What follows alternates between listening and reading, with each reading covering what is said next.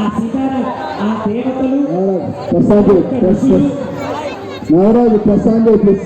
ఆ యొక్క మునిపుంగవులు అంతా కూడా ఎవరి యొక్క సమక్షంలో మీ యొక్క సమక్షంలో ఉండి రామచంద్రుడి యొక్క కళ్యాణము స్వీకరిస్తున్నాడు చూస్తున్నాడు. అందుకని సీతారాముల కళ్యాణం చూపుతున్నారండి అని అంటారు. అది దీనికి ఉండేటువంటి అర్థం. రావణాసురుడు అంతా కూడా రావణాసురుడు పుష్పక విమానంలో సీతారామవారిని ఎత్తుకుపోతూ ఉంటే అందరూ కూడా ఏం చేయాలో అర్థం కాకుండా రావణాసురుడి యొక్క భయాన్ని అందరూ ఎక్కడో అక్కడ దూరి పారిపోయారు.